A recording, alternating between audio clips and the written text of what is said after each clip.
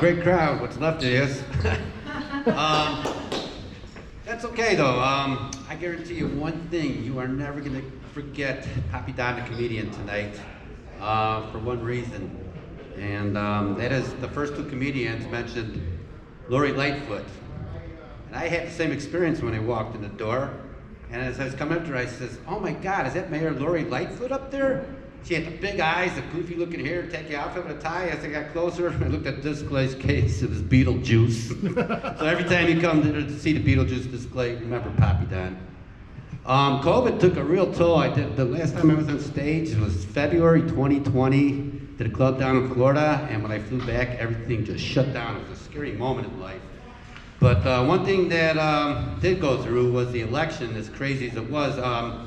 What's left of you people? How many people voted? Yeah. All right.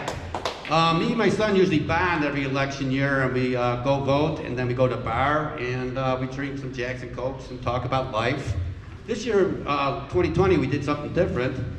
We did our patriotic duty, and we volunteered to be pole watchers. So we went to the nearest strip club and watched the girls dance at the poles. Now, things are different from when I went to the clubs, and these girls, this club we went to, went up there bare naked.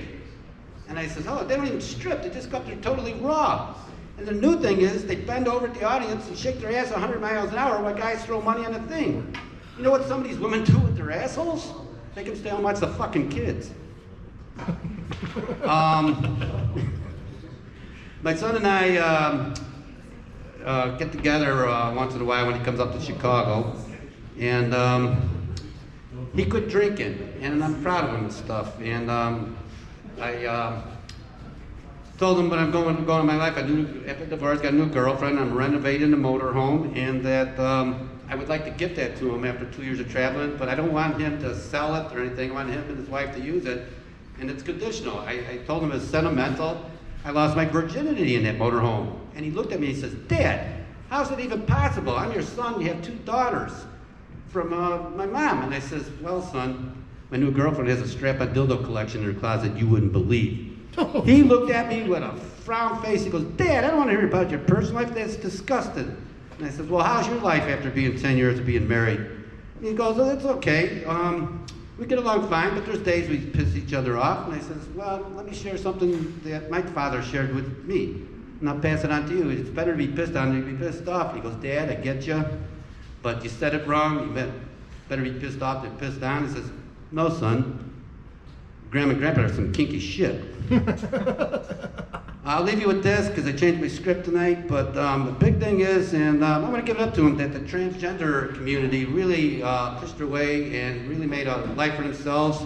They're well accepted. But everyone thinks that transgenders are men changing into women. Not always the case, because at work I used to have a customer lady that used to come in, and she was always happy-go-lucky, and I just recently seen her.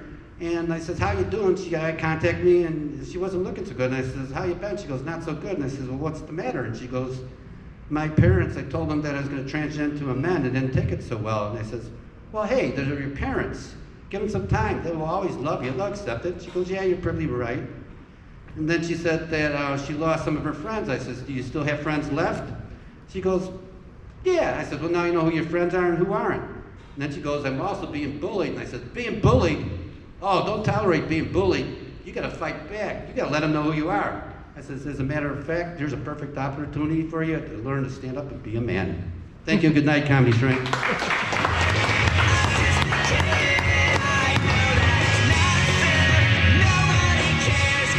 Give it up for him.